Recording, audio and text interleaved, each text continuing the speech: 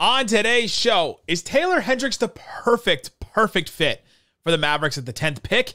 And is he worth not trading the pick for? We'll answer that question and more on today's Locked On Mavs. I'm Luka Doncic, and this is Locked On Mavericks. How about 10 Mavericks, NBA champions? Bang!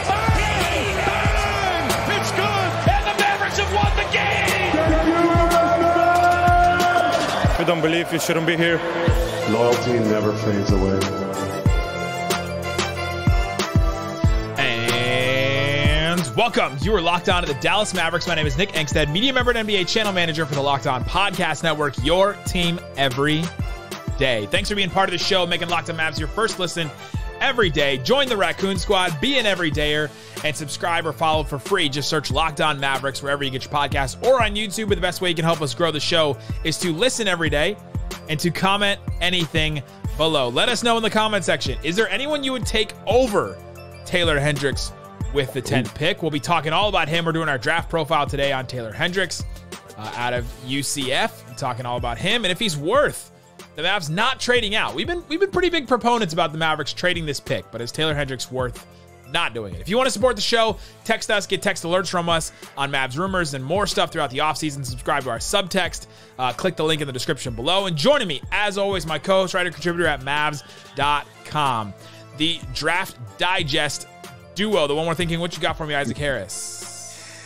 I've just been debating if I should go live on Instagram. I don't know. I just thought about going live today, just getting upset, about people just talking about our pod, and just wish people would just stop talking about our pod and just let me have dinner with my family.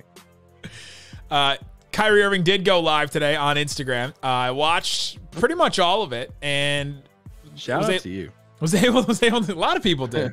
Was able to, there was like 18,000 people on there, which is just still blows my mind. Like when we were kids, you couldn't imagine just taking a rectangle out of your pocket and all of a sudden you're live to 18,000 people. Can I make a plug real quick to our subtext? I was in meetings today at work, and so obviously I wasn't on Instagram. You got a subtext. And you know how I found out? You know how I found out about it, and how I found out what it was about, and like the key takeaways was Nick sending out through our subtext saying, "Hey, Kyrie went live on Instagram. This is what he talked about." Bam, bam, bam. And I mean, that's a plug in itself right there. If you're in meetings throughout the day, you can't watch an Instagram live.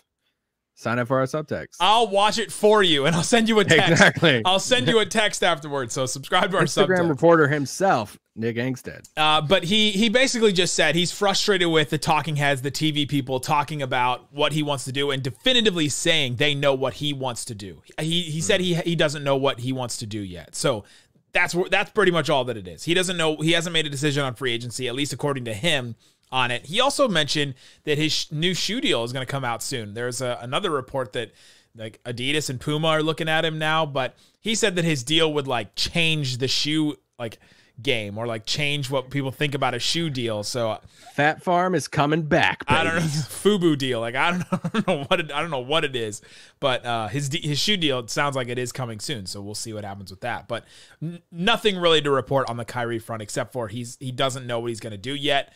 And I don't know whether to believe him or not. So this is where we are. But today, let's get into Taylor Hendricks. We do these draft profiles. We did one on Anthony Black in the past. We're doing one on Taylor Hendricks now. We go through strengths, weaknesses, talk about availability, ceiling, floor, and then why the Mavs should take him and why shouldn't. So let's start with this. Taylor Hendricks, 6'9", kind of 6'8", 6'9", wing, big. He played big at times at UCF, about 210. And he's got a 7'1" wingspan, so a really long wingspan. He's going to be 19 years old at the time of the draft. Went to University of Central Florida, which is like not one of the big schools. It's a smaller school they play against. I don't play against the top talent in college, but it's not like a Division II. It's kind of in a weird spot there. But the one sentence describer, when I compiled a bunch, again, I take from Rafael Barlow's Big Board. Great stuff all the time. Subscribe to his. He had a great article today as well with rumors. He had all kinds he had rumors in his and all kinds of other stuff. I took from The Ringer. I took from ESPN. I take from The Athletic. Springy, 3-and-D wing athlete with two-way versatility that makes him an ideal modern four in any system. A Spicer. That's what he is. Yeah, he is a fascinating prospect because just where my mind goes with him immediately. You hear Taylor Hendricks' name, a lot in the top 10, and yes, you look at the on paper and you're like, all right, 6'8", I think it was 6'8.25 at the combine without shoes. So you're probably looking at like the 6'9" range there. You start comparing it to some other guys, Oscar at Kentucky, rebounding, monster at Kentucky. He's taller than him. But then comparing his size and stuff to some other prospects and stuff. And then you look at his 3-point percentage and you're like, my first question is, why did you go to UCF? And that's how I started off my whole profile for him, because it just didn't make sense to me. Like, how is a top 10 guy, really when you look at a lot of these guys that go to smaller schools, typically it's a guy who goes to a smaller school who goes there multiple years, right? It's a 3-year guy at a smaller school who, was a lower ranked recruit, went to a small school, and then built himself up to a lottery pick in the NBA. And Hendricks is not that. He's a freshman in college. So I started looking at him like, all right, why did he go there? So he is from Fort Lauderdale, which UCF is in Orlando, which is about a 3-hour drive. He also played at UCF with his twin brother, Tyler. So I think there's a family connection there. There is, Tyler, it was a 3-star recruit. Taylor here is a 4-star recruit. Also, Taylor it's not like he was a top prospect in his class either. He was 54th ranked prospect according to ESPN. I think even lower than that according to Rivals. So he did have offers from Miami, LSU, Florida, some of these other bigger basketball schools too, but he chose to go to UCF. And I wonder, I couldn't find it directly. I'm sure somebody will, leave it in the comment, that playing with his brother just 3 hours away from home meant a lot to him, because he's clearly the best prospect on that team. And now he's looking at literally a top 10 draft pick in the NBA. He won a state title in Florida with Scotty Barnes, which I thought was pretty interesting with that. But that's out, he lands at UCF. He has this great year. He has the perfect size that you want in the NBA. And now you're left with NBA teams have to figure out, is this dude the real deal? Is he the real? He has everything on paper, all the measurements and everything, even the shooting and stuff. Will it translate? Can you take a guy from UCF and will he be a star in the league? That's the question that they have to answer, because with this guy, it's everything that you would want, in a 4. He really is. I think Raphael said he's the perfect modern day 4, where he can shoot, he can defend at a really high level, he can switch out in space, he defends the rim really well because he's got a long wingspan and he's got really good timing around the rim, and so he can do that kind of stuff. He can step out and he played some small ball 5 in college stuff. I don't think he'll play that in the NBA, but anyway. He could in certain lineups though. I definitely think that he could in certain lineups. So yeah, certain lineups, yeah. He could play that, and so you know exactly what he is coming in. It's just, can he be good enough at all those things to be worth it at this spot? But that's what Taylor Hendricks is. Coming up, let's dive into the strengths and weaknesses, because there's a lot of stuff I want to get into, some other stuff that he can do. But it feels like we pretty much know who this player is based off just these traits. We'll talk about that coming up. But before we do, let me tell you about eBay Motors. For a championship team, it's all about making sure that every player is a perfect fit. It's the same when it comes to your vehicle. Every part needs to fit just right. So the next time you need parts and accessories, head to eBay Motors. With eBay Guaranteed Fit, you can be sure every part you need fits right the first time around. Just add your ride to My Garage and look up the green check to know if that part will fit, or you get your money back, because just like in sports, confidence is the name of the game when you shop on eBay Motors. With over 122 million parts to choose from, you'll be back in the game in no time. After all, it's easy to bring home a win when the right parts are guaranteed. Get the right parts, the right fit, and the right prices on ebaymotors.com. Let's ride. eBay Guaranteed Fit only available to U.S. customers. Eligible items only. Exclusions apply. Thanks, everybody, for hanging out with us on Locked On Mavs, making us part of your day. We appreciate each and every one of you. Again, subscribe to our subtext to text with us. We'll do a mailbag tomorrow on Friday, talking about answering your questions. So send in your questions. We already got a couple on subtext. I love that people are already texting in questions. So send them on subtext. You can subscribe just for the trial. Send us a question and then see if you want to keep up with it. But we'll be doing that tomorrow. All right, Isaac, we're talking about Taylor Hendricks. He is a wing prospect out of UCF. And he's like the ideal modern four in today's NBA. Probably like 10 years ago, he would be a 3, right? Like you would look at him and say he has to be a wing and he could only play 3 and then maybe a little 4. But like now in today's NBA, the way that it's gone, you're no longer playing small. Remember when Harrison Barnes at the 4 was like a small ball lineup? It's not that anymore. That's what it is in today's NBA. But let's just do some strengths and weaknesses for him. Again, perfect modern 4. He shot 39% from 3 in college. He shot 41% on unguarded catch and shoot shots. Just the jumper to me, it looks really good. And it looks like he's really comfortable taking a 3-point shot. He takes it with ease. And it's not like you're forcing it or he has to like get set, and then take one. He takes them even when he's got a contested hand in front of him. And I just found that his 3-point shot was, I mean, it looks pretty smooth. It looks pretty good. There's still some stuff to work out on, I think, but can I push back on a small thing about his shot that worries me just a little bit? Is his feet. Sure. his like lower body they're really close together. Yes, that's literally what I wrote down. How he brings his feet together. I literally wrote on my notes of like throw off his balance ?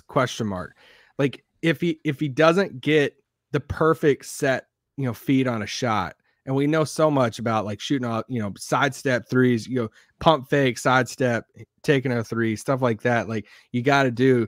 And that's my only like worry long-term is like, will he have to change up some of the base of his shot? But up top, I think it looks awesome. Anyway, yeah, that part looks good. I think you can fix the feet, right? Because that doesn't take too much to. You can fix the feet. Go to a podometrist or whatever. A podiatrist, sorry, podometrist. Yes. It's not like he's fixing the thing that counts your steps. But his shot is good. You're coming into the NBA with a good shot, shooting well from 3 in college. He can also, on offense, he also can go off the roll a little bit. Like he was a little bit of a roll man and can do some stuff. You're not going to ask him to handle the ball, create his own shot. We'll talk about that in weaknesses, but he can go off the roll a little bit. But he picked and popped a lot in college when he did that. Yeah, it's the catch and shoot stuff for me, and running off as the the pick and roll roller. When you look at his play types, according to Synergy, and you look at the percentages that he played off some of these, like you said, we'll talk about the not only say cons. Areas of improvement. That's what all the draft people are putting as weaknesses now is areas of improvement. I thought that was interesting. Such a Gen Z term. They just changed that. Well, it's probably because they keep hearing back from prospects or people. I'm like, what do you mean? It's not a weakness. What do you mean weaknesses? Because you look at a guy like him, only 4% of his possessions last year in college was isolation. Yeah. But you look at spot up, and it's 31% is his highest percentage of shots because obviously he plays off ball. This is what he does. Yep. And he has a very good numbers when it comes to, spot up shots and even catch and shoot shots. We talk about these rating, names off Synergy sometimes, but his catch and shoot stuff, very good guarded, very good unguarded. You look at the percentages, 41% on catch and shoot shots is unguarded, 39% unguarded catch and shoot shots. Like he was in the upper 68% percentile and unguarded, 80th percentile and guarded catch and shoot shots. Like his every analytic or every number stat, however you want to word that, when it comes to catch and shoot shots, which is, and we always point that out, especially for the Mavericks, because this is what you're going to do. Playing alongside a Luka Doncic, a Kyrie Irving, like they need the guys to set in the corner and hit the open 3. Yep. And Taylor Hendricks is going to be one of those guys who can do that. The only other thing on offense I had was Raphael said that he's a better passer than he's given credit for, which I didn't watch enough. I didn't watch enough to see any of that, but but that's something he saw when he watched them a lot more than us. Defense. This is where you win because he is a great defender. His athleticism allows him to protect the rim and switch on ball screens. He's I saw a bunch of people write like fearless effort defender, dives on loose balls, will take a charge. He's willing to get dunked on at the rim. He just will do all that stuff. And like watching him defend and watching him move on defense that's where I say, oh, this is a first round. This is like a top 10 pick because you can just see this translating to the NBA. Yeah, I went back and watched all the possessions in which he defended at the rim. And it's just wild because he played that small ball 5 some at UCF, and then he's skinny, but man, he is. I mean, you put it. He's so fearless, and I love the player that's willing to get dunked on. It's the for Mavs fans, it's the Maxi Klebas of the world that will challenge any dunk out there, but you're gonna get postered. I mean, he was put on a sweatshirt by the Clippers, and Nick asked him about it, and it was like really awkward and funny, but he's also going to get a lot of blocks at the rim too. And you just got to accept it that you're going to get yammed on, but you got to have somebody that's fearless to do that. You go back and look at some of these, some of the breakaway stuff that he challenged in college. There's 2 in particular, one against Florida, one against Memphis, that, I mean, it's just one-on-one. It's just something that you do in like pickup ball, or like I something we used to do when I was in high school is we played at this kind of rec center, and we had like 8-foot goals.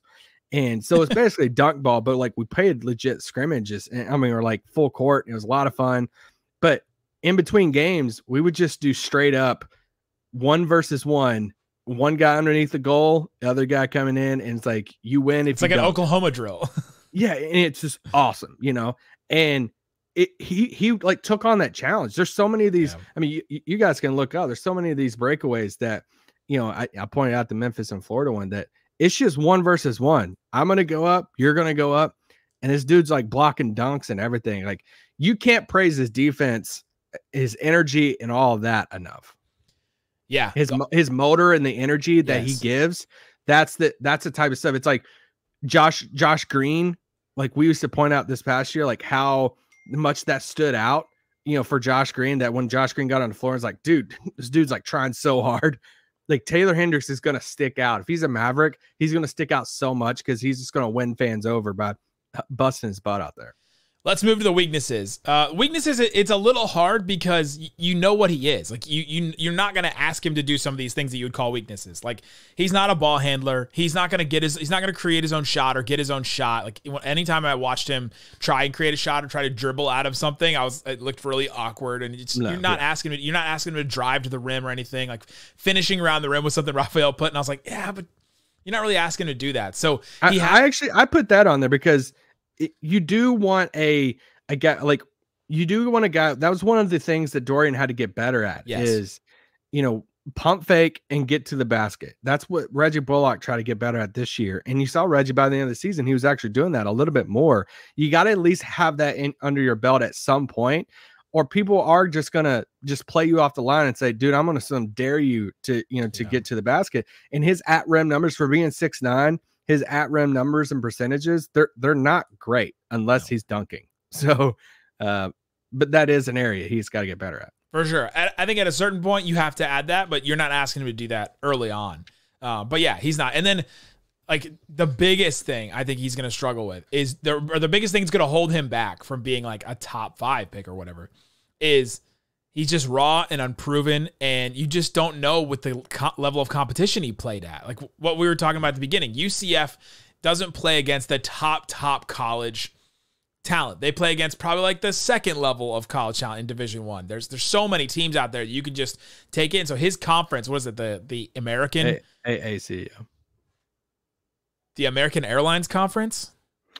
That's pretty much what it is. No, it's American Athletic Conference. Yeah, so he plays in the American, and it's just with Houston and Memphis, Wichita State, Florida. I mean, like, he played against some of those teams, but like, he's not playing against the top all the time, and so we just don't know like if all this stuff is going to translate. But looking at him, okay, he's got the body. You can see the shot, and maybe the feet are a little bit of a concern, but he shot a good percentage.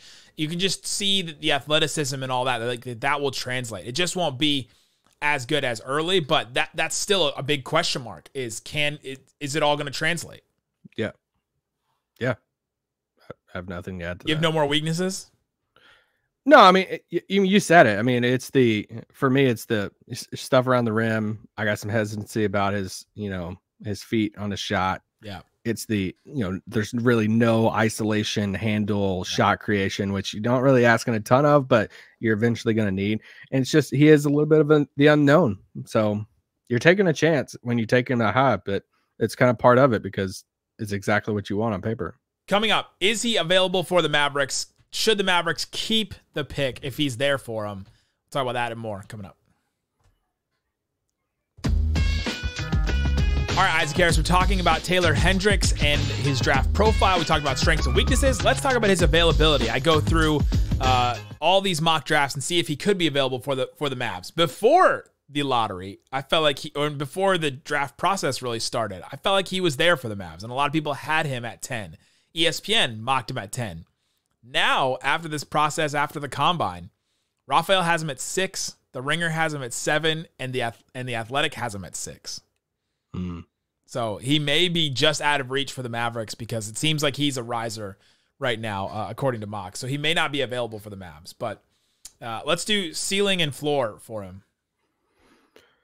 Yeah, so for me, I kind of combine these with the NBA comp stuff because I kind of land on ceiling and floor for like 2 players.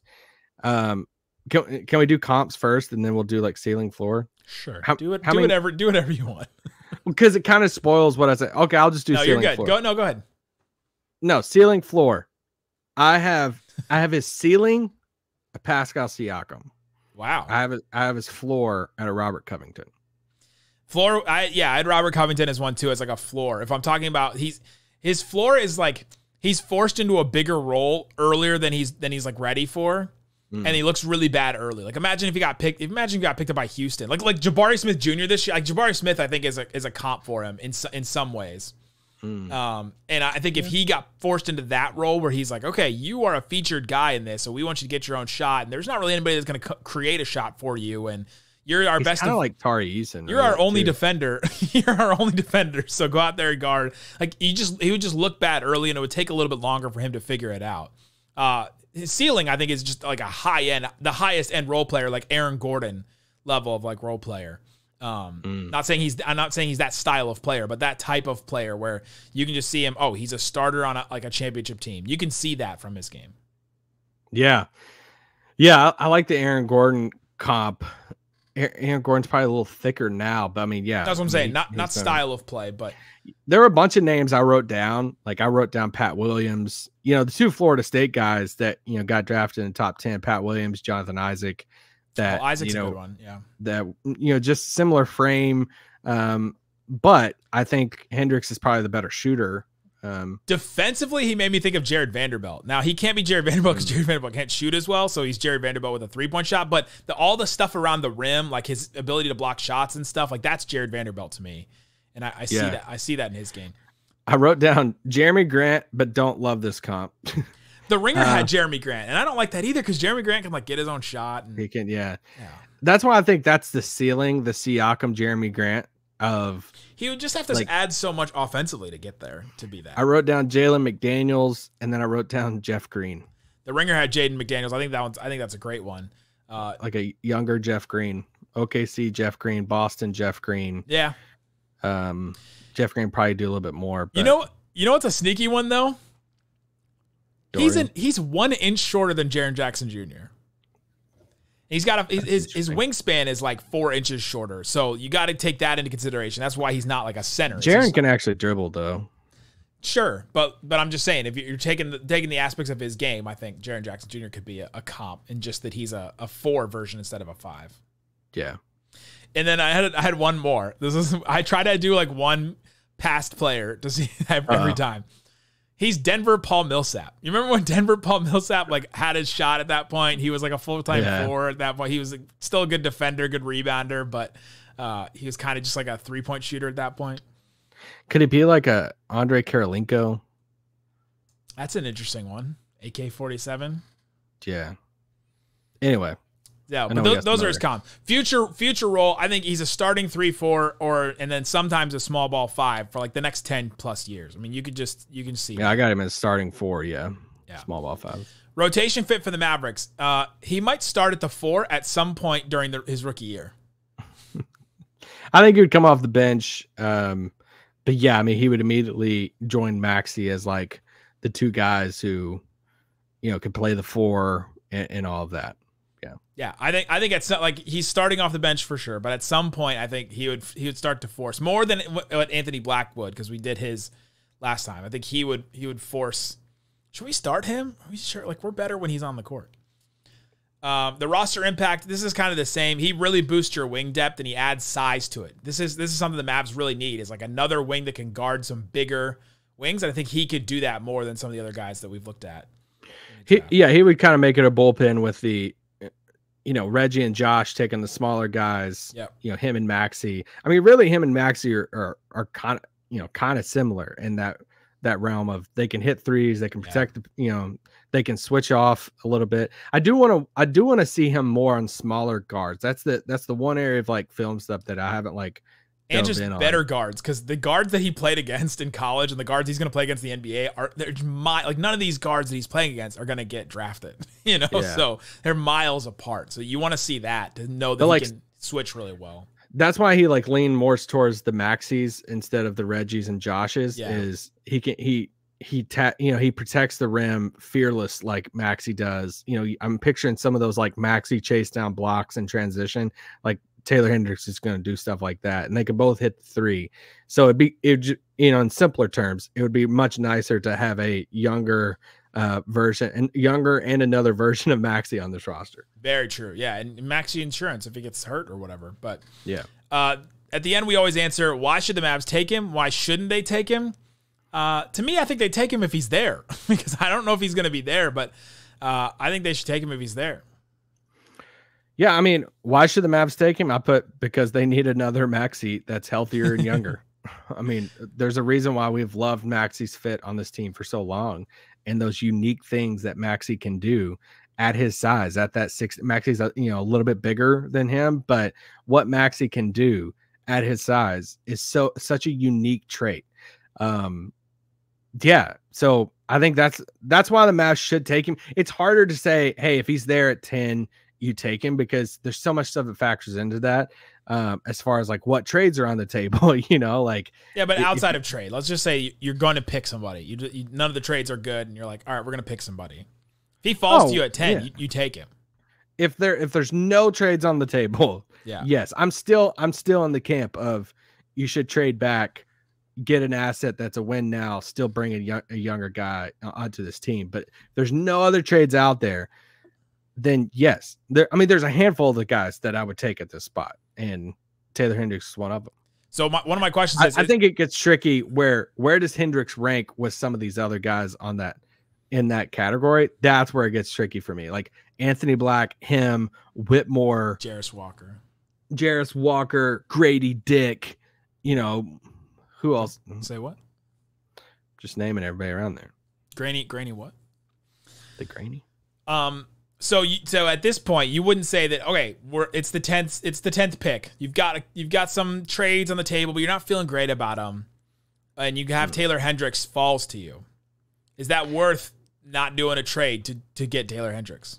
For me, I love Hendricks, but for me, if there's a trade on the table, and obviously depend on what veteran it was, if there's a trade on the table for me to move back in the first round and pick up a veteran that would be a guaranteed starter that's been in the league for a little bit, I would do that deal. It would depend on the vet. And, there's some vets out there, I'm like, that wouldn't work that wouldn't work for me. But if there's a trade like that, then yes, I would still do that. I like Hendricks. I don't think he's, somebody's going to clip this in 10 years. I don't think he's like Kawhi and watch him be like Kawhi. It'd be wild if he was Kawhi. I mean, the ability he would have to add, that type of jumper, like he would have to make a Kawhi leap the same way Kawhi made a Kawhi leap, because Kawhi wasn't that when he came out. So yeah, but he's one of those guys where if they kept the pick and you had to, like, Isaac, hey, give me 3 players that if Dallas kept the pick at 10, that you would be really excited that if they walked away from, he's one of those 3. So there you go. Coming in, and one of my things has been, if they're going to pick a rookie and they want that rookie to make an impact day one, has to be able to shoot, because all the rookies that have made an impact on good teams recently have been able to shoot, and he can. Yeah. And he can also defend and do stuff that they don't have. So he to me would be one that you would think long and hard about if he's available. It'd have to be a good trade for me to trade out of it, to feel really good about passing up on Taylor Hendricks being there. There's still a risk, though. We can say all of his strengths and all this stuff and try and think that, okay, he's a guaranteed this in the NBA. We don't know that. We don't know if he's a guaranteed anything in the NBA because of Jonathan Kuminga. Because of the competition he played against. What is he right now? Yeah. So So we don't know at this point. Even though all of his traits say that, okay, he would definitely be a 3-and-D, perfect 4, all that. We don't know that. Yeah. There you go. Well, the reason why the Mavs shouldn't take him, let's say, you know, that's the second part of this question. Well, I put, like, if you're not confident that he can play 30 plus minutes a night, like if you don't think he can be that type of player on day one, then you don't, because he's probably going to come off the bench. But it's like, if you're this is my whole thing about the 10th pick. You got to utilize this asset. You can't, for me, just in the spot that they're in now, in Luka's career, the win now mode, and all of this stuff, like, you can't take a guy that you think's going to take 3 to 4 years. No. Like, you just can't. Like, so if you take somebody at 10, and you don't do any other trades with it, then this guy needs to be a staple in your rotation that's going to log some pretty dang good minutes, and you're confident in that. If not, you need to find somebody. Like, you got to use the 10th pick in simpler terms to get somebody on your roster that's a guaranteed spot in your rotation. Whether that's a trade back and you're getting a vet who's that, and then you're taking a guy that takes a few more years, or you're taking somebody at 10 that you're guaranteed locked in. But you can't, I don't think you can take Hendricks here if you think Hendricks is a guy that's going to take 3 or 4 years before he's logging heavy minutes for you. If you think you're going to play him day one and he's going to be a key part off the bench, then go for it. That's where we need the three-headed, brain trust of Nico and Jason Kidd and Mark Cuban to all be on the same page, because it didn't seem like last offseason they were on the same page about stuff. And so they need them this year to be on the same page, because I can imagine Nico get on the same page like Donnie and Haralabob. I can imagine Nico taking him and Jason Kidd being like, he's not ready. I haven't seen him. I haven't seen him in the gym yet. So let us know in the comment section. Would you take him? Is he worth not trading out for?